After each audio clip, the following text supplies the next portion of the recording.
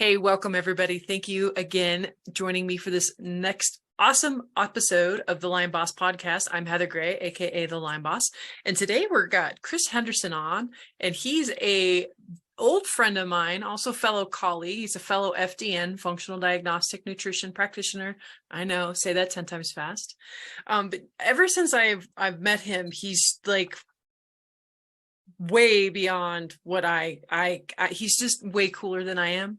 And some of the stuff that he's into, the light and just all kinds of awesome stuff that is really foundational when it comes to getting better in health and wellness. And so we're going to let him geek out on us today and let us know, get back into his story on why he got into this line of work that he did. Because most of us FDNs, right, we have our own health history that kind of got us here to begin with, and then kind of some of the fun stuff that he's doing right now, and like what are some of the cutting edge technology and the fun stuff that he's geeking out with. So everybody, let's welcome Chris to the show. Thank you, appreciate it. Awesome. I don't know if I'm cooler than you. Oh my God, you're way cooler than I am. Like the minute I met you, I was like, holy shit, this guy's brain, like you're way cooler than I am. But I've just got a lot of tenacity, but you're way smarter than I am. Well, we'll let the audience decide. So yeah, tell us, how did you get into this line of work? Like what about this lights you up? Yeah, I mean, it's a long story. Well, it's a long time period. I was diagnosed with Crohn's disease when I was 18. So I had a inflammatory bowel disease, which was very aggressive, and actually had to have major surgery for that when I was 21. I nearly died. So that was, the introduction, the big universal slap. And out of the back of that, I knew what to do when I got out of hospital. I knew how to I went down the Atkins route and put all my weight back on and developed muscle, and went to biological dentists and things like that, and really lived out my 20s doing whatever I wanted off the back of that. But another universal slap was I was going to Africa as part of a mission group, and I had to have vaccinations, and I had major reactions to the travel vaccines, and I couldn't go on the trip. And then I developed another secondary autoimmune condition. But I was working in a corporate environment where it was full of fluorescent lighting, and I was on a laptop and Wi-Fi for the first time. So it was when these things were new sort of technologies. And I lost my eyesight within 6 months of working in that office. I was like, oh, I just thought that was normal though, right? Like, oh, cool, I get to wear some trendy glasses. All the girls would dig me. Some stupid thing. But that autoimmune was more systemic arthritis. And it forced me, I couldn't work in the job anymore, and I couldn't play sport. I was basically bedbound and had to do more research. And that's when I come across FDN, right? Like, oh, this is like the root cause protocols, and getting to doing the lab testing. And that really got me out of that funk. And, like you, I became registered in that, and then started to do health coaching. And then I had a colleague, because I'm looking at all these things, because under FDN, it's stress reduction. You look at the whole lifestyle factor. And I had a colleague, you've got to watch Dr. Jack Kruse's work. I thought, who's Jack Kruse? And he's a neurosurgeon who geeks out on light. He explains it from a quantum angle, and that nothing in the body can operate without different frequencies of light. And I'm like, wow, I just went down the rabbit hole with him for 10 hours on YouTube or something. And then his protocols are really simple. He's get out and ground in the morning, watch the sunrise, get all that near infrared light, and then use blue blocking glasses at night to mitigate any artificial light. So I thought, shit, I'm going to do this protocol for my eyes. And I did it. And within 6 weeks, I could see again. I didn't need the glasses. Didn't need prescription glasses. I was at the point of going back to the optometrist because it was 10 years and my eyes were oh God, because we do a lot of work on computers, even if you're a health coach, you're zooming and blah, blah, blah. Anyway, that just tipped my life upside down. I thought, Jesus, something to do with this. And what I did got Jack's work, and I bought all the books that he recommended. And one book was called Health and Light by Dr. John Ott. And he worked for Walt Disney doing cinematography in the 60s. And he found that different types of lighting that he used on plants when he was photographing them would be affected by the light they were under. they would grow or they wouldn't open. They'd like they're basically affected. So he created lighting for that particular application that was more like outdoor lighting, and the plants were normalized. So he did like a decade's worth of work into studying light frequencies on animals, and then humans. They got different lighting into schools in California in the 80s, and then did 2 years worth of research on children's reactions, or even down to like scholastic, behavioral, and dental records, because the old fluorescent tubes that they used had bit of UV coming out. So that would have helped their vitamin D and their calcium absorption in their body. So the kids, the dental records got better after 2 years of being under this light. So I'm like, this is crazy. This is like 35 years ago. So where are we now? So I decided to look for a company that would help develop better lighting, and I found them, and we've developed some better indoor lighting. And it's hard. Look, it's still difficult, Heather, because it's about education, and I'm glad you give me the platform. You've got to really give people a reason why they need to look into this, right? So that's really the story. I thank you for reminding me. I need to look back into, I think I'm an affiliate and I need to get that information up on my website with the rest of the resources that I have. So thank you. After this, you have to remind me and send me an email so I can get that info up. We'll start that. Yeah. I'm like, wait. But yeah, it's crazy to think too, people like, when it comes to eye stuff, they're like, my eyesight's failing, I get glasses or contacts, right? That there's no in between. And I've seen it myself in the past 4 years, especially as I've entered my 40s, right? They already tell you, you're going to need readers and you're going to blah, blah, blah, blah, blah. And it's funny, like if I'm not watching my diet and if I'm in front of the computer too much and not getting enough, like I start to need readers and I start to need nighttime driving glasses. And when I'm got a low inflammation diet on and I'm getting that morning sunlight, like I'm just turned 45 last week and I still don't need readers. The only time I ever need readers is if I'm looking at a pill bottle, right? Yeah. Really, really small, but for the most part, I can always tell when something's off in myself by my vision and how off it is. And then it's like a key indicator that I need to dial something back in, because it's crazy. I just thought like everyone else, I never in my life did I think that I could reverse bad eye stuff, so thank you for bringing that piece in. That's huge. Well, yeah. And I mean, it's trying to also explain the reason why that happens is because most of the technology that's built today has a very narrow band of light that it's emitting, and it's all in a blue spectrum. That's the most damaging part. So it's like engineered for damage to create oxidative stress in your eye. So in nature, you don't have that exist. Blue exists in a peripheral with all other color spectrums, including like infrared, which you can't see, and UV light, which you can't see. It all works in a nice flow state, and the reason why the outdoor light's most important is that a lot of it is near infrared light, and it's very long wave, and it penetrates right through you, and it recalibrates like cellular energy and repair. And like, I didn't know, but half, well, I think it's 2/3 or I think it's half of our metabolism, you need light. So all the proteins in your body are tuned to a light spectrum. So even when you're eating good food or supplements, that nutrient needs to resonate with a frequency of light that you need to be exposed to fully activate. So the question is, that's what Jack says, what's more important, food or light? I sort of say, well, they need to go together. So, I eat breakfast out in the sun and lunch out under the sun. But I know that's not typical for everybody, but even if you work in an office, you just need to schedule times where you get out. Well, and it's so funny, back when I was a smoker, I would have my cigarette breaks and outside. And then now that I don't smoke, a lot of times the only breaks that I get are like lunch and dinner. And I've said that I've needed to start scheduling more sunshine breaks to where I can get outside on a regular basis and get some fresh air and get the vitamin D.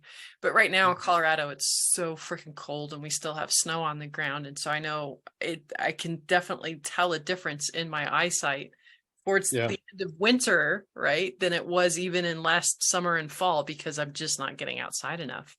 Yeah, and look, because most of us aren't training like physiology or whatever, we don't go to training. We don't understand that the eye is connected to the brain, which is connected to all these like hormonal systems and organs. So it's like, talk about FDN. It's like the upstream is here, which, you know, the light shining in the eye in the morning, activating certain chemistry and hormones and building melatonin. You need light in your eyes, you know, in the morning to help build that melatonin production.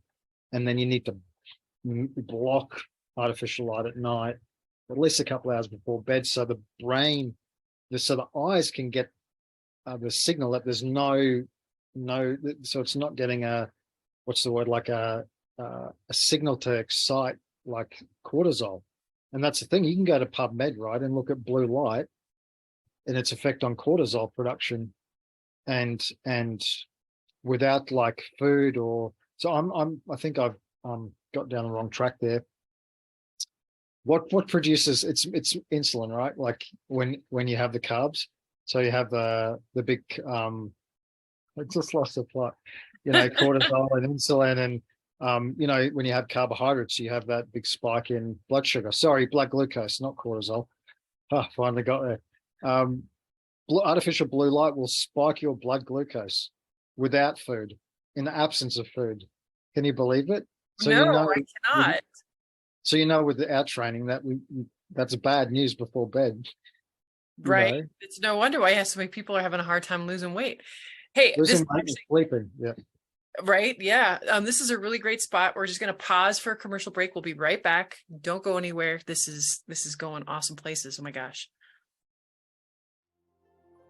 I had a life, and then I had Lyme.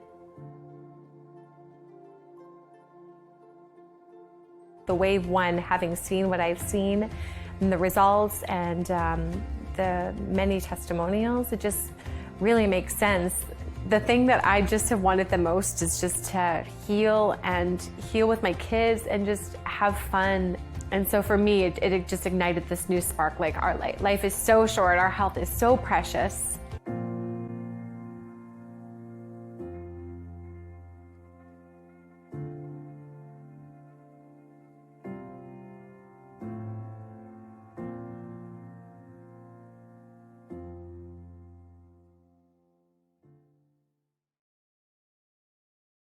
Where the So we're back. Thank you again for joining us. And yeah, so if you couldn't tell, my friend Chris here is from Australia. It's like 9 o'clock in the morning where he's at. It's after 5 o'clock in the afternoon where I'm at. So he's a little scrambled from being first thing in the morning, and I'm a little scrambled and yawny from being at the end of the day. So limp along with this. I swear to God, this is a fascinating. So what he just got done saying is that blue light, right, produces blood sugar spikes. So how crazy is that? That without eating food or sugar, we're actually getting blood sugar spikes from blue light. But one of the best things that we can do is getting outside first thing in the morning, or even like me, I've been kind of cheating lately because it's cold outside. I'll open the window, and that's key. You can't just look through a window. You've got to open the window and looking in the direction of the sun. How long do you typically need to do that for to get the benefits? yeah, like it's not long, like 10 minutes. Okay. Going outside, like just cut. If you're going outside, do like 10-minute blocks. Like when light cracks through the window, that light's quantum. So like you're filling it's not like you get a little sliver, like light fills the darkness, right? Like you can put a little crack in under the door and then it lights a lot up, you know? So in terms of like getting out and exposure, just do 10-minute blocks. But if the window's cracked open, you don't need to sort of look out the window. The light is getting to you somehow. Right. But I was just opening up the window and kind of doing some sun gazing, but really only for like a minute or 2 or 3. So I probably should up the time with that. Yeah. I mean, anything helps, anything to offset.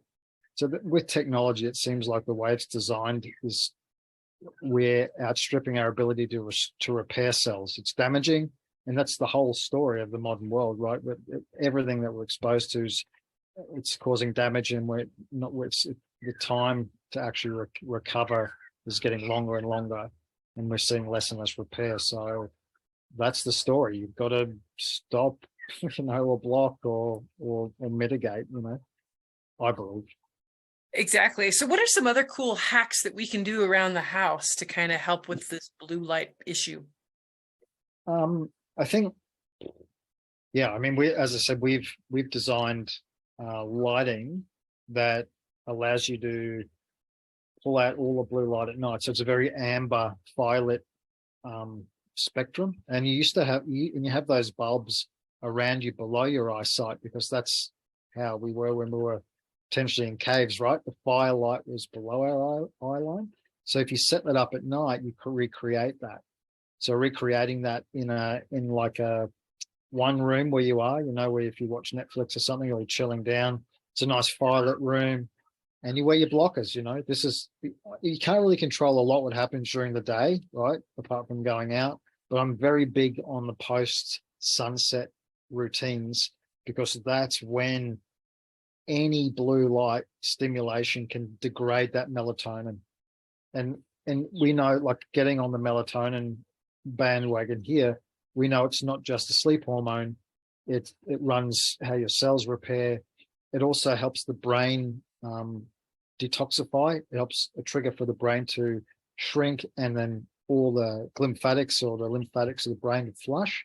You need optimum levels of melatonin to even get to that point, and then put you into REM sleep. So if you think about the modern house, everything that's set up with the lighting and the technology is against that happening. So my message from the rooftop is sort out your nighttime light exposure and what you're doing with it, or everything around you in that regard. Absolutely. There's so many people that are struggling with sleep issues these days. Like, it's an epidemic proportion of people with sleep issues, and sleep is foundation. And it's funny, like, I've gotten so spoiled now that I've gotten my sleep dialed in so much that if I have a night where it gets interrupted for something, man, I am like the Walking Dead the next day. I can't get over how bad it affects me. It's like, how on earth did I function in my 20s? But yeah, it definitely, sleep is king, and this is one way to help with that. So I found it kind of funny when I watch people, like, during the day who've got the blue light glasses on. I've kind of got my thoughts on that, but do you really think there's a need to wear blue light glasses during the day? Yeah. See, I just did a post on my Facebook, actually, just to explain what the difference was between the different glasses, the clear ones and the amber ones and the orange ones and the red ones. Most people get confused. They think that they've been to the optometrist, they have a clear set of glasses, and that's blue blocking. So they wear them throughout the day and think it's blocking blue light at night, when it's not. It's just filtering down the blue light spike that's coming from the screen. So that's one side of that coin.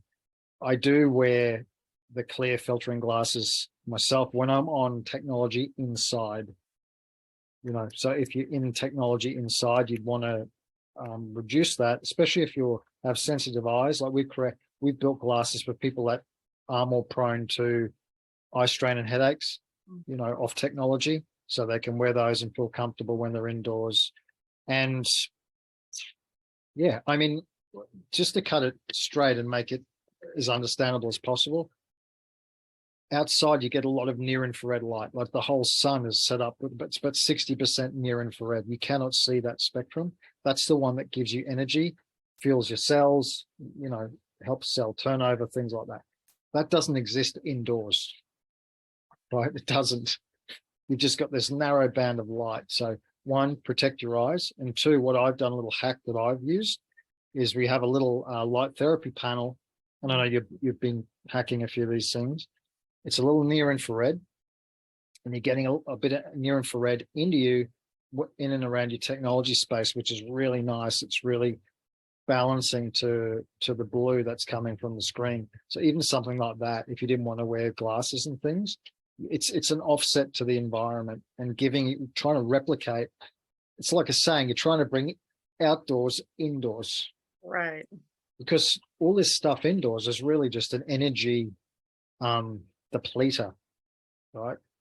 Cellular energy is depleted in an electrical environment, in a narrow lit indoor environment, and we want to change that. We want to get outdoors, but bring a better spectrum indoors. Is my philosophy. Absolutely. Yeah, I've been noticing it a lot more lately. I've been going through kind of what feels a little bit like adrenal fatigue, although adrenal fatigue is not really a thing anymore. But I'm thinking it's because I'm just, like I said, it's towards the end of the winter here in Colorado, and I've spent so much time in front of the computer, right? Not enough time outdoors. And I'm like, God, I'm just exhausted again. And it's like an exhaustion that it's hard to explain. Like most people just think of fatigue or tired, but this is like, feels like the life's been sucked out of you type of exhaustion. And I know it's mostly from the technology being underneath artificial lighting and not getting enough time outdoors. So it's Yeah, huge, and absolutely huge. you've played around with the Spurty and stuff like vitamin D lamps? I ended up getting a Virilex. I couldn't afford a Spurty at the time, but there's a tanning booth down the street from me that has the vitamin D bulbs in the tanning bed. And so I get in there once a week just to kind of help out more with the seasonal affective disorder and the vitamin D stuff. Cause Yeah. Like the vitamin D thing's huge. So I know like you Americans are pretty big on the lamps, the UV lamps. The little light therapy panel that I was talking about also has a full spectrum light mode. There's no vitamin D, but it's giving you the full range of frequency. So you get a kit of what might not be going on outside at the time. So I've used that pretty successfully with like nurses on night shift, where they use it to click out of that funk where they don't want to be down for 2 days, coming out of the circadian rhythm reset, and they go get a blast. And we found that that's what we designed that for. Well, you can't claim it, SAD, but you need the full spectrum indoors. So we've had some great success with that. You're using that at night when they're up? During the day, Oh, okay. especially in like Europe, like places like you guys. Like we don't have a problem here in Queensland. We've got sun all the time. It's in European places, and we guys through harsh winters. Oh, no. I get that. But I was sorry, about the nurses on the yeah, night shift. So how are you when helping? like when they get up, like say they've come back from shift, had a sleep, Oh, and got it. Okay. they'll have a hit, and that sort of resets it, so they're not sort of down in that funk, and then coming out late afternoon, it's like getting back on track. Yeah. And shift work was absolutely horrible. I did it in my early 20s, and I don't know why that's still legal. Like, So did I. I did it too. It wrecked me. That was pre-Crohn's disease. I worked in a processing factory for 6 months under fluorescent lighting and didn't get home till like 1:30 every morning, every like AM. Yeah. And I wonder what happened. Yeah. And I went back to the UK, and my vitamin D would have been tanked. So that's another thing I like, and it adds to the functional side of this. I like people to test their vitamin D a couple of times a year. Check it out, make sure you're not tanking, because we know it has so many implications. Absolutely. Awesome. Well, this has been a ton of fun because, like I said, this is some of that foundational stuff that like nobody else is talking about. And that's one of the reasons why I wanted to have you on here, is because every time I talk to you, I'm always learning something new and hanging on to, it's like, oh yeah, that's just amazing. But do you have any like final little nuggets that you want to leave with people before we sign off? Yeah, I mean, get some education. I'll get you your link. I've got a little site with a couple of talks on there. Just get to understand why this is important, and then start moving. Just doing some little changes, 10 minutes in the morning and the afternoon and the midday, and then maybe get some blocking glasses to start off with, and just play around with them. Put them on at night, a couple hours before bed. I've had like an 85-year-old client who was on melatonin, and he was getting nightmares from it. It wasn't really good for him, and he said, "Can you help me?" And I said, "Yeah, just put these blockers on for 2 weeks, and I'll check back in." He said, "Oh, look, I'm sleeping like a baby, and I don't need the melatonin." That's incredible. How about? And he got outside, got the sun in the morning. I said, "Can you get some tan through jocks? You can get tan through like I don't know what you call them, Speedos or whatever, I don't know what you call them in the US, but stuff that gets the UV like onto your parts. He did that. And so he got the UV in the morning, and then he blocked the blue light at night, and he dumped them, didn't need the melatonin. How was that? At 85. Probably his pineal gland's half calcified, and he looks in reversing it. That's anyway, we can do that. It's powerful. Yeah, so make sure you get me those links too, because I'll go ahead and put them in the show notes, so Yeah. that way people can dig a little bit deeper. And yeah, I'll get the affiliate stuff in there so they know where to find you. But yeah, thank you again for, like I said, spending some time with us and educating us on how incredibly the right kind of light, can absolutely wreck you or help put you back together. Just like the right kind of diet, just like the right kind of, there's so many things in this world set up right now that if it's not the right form, it can be absolute poison. The right form can absolutely heal, and light is no different. So thank you for coming on here and talking about that today. I really appreciate it. No worries. Thank you. Appreciate it. And everybody, make sure to have a healthy day.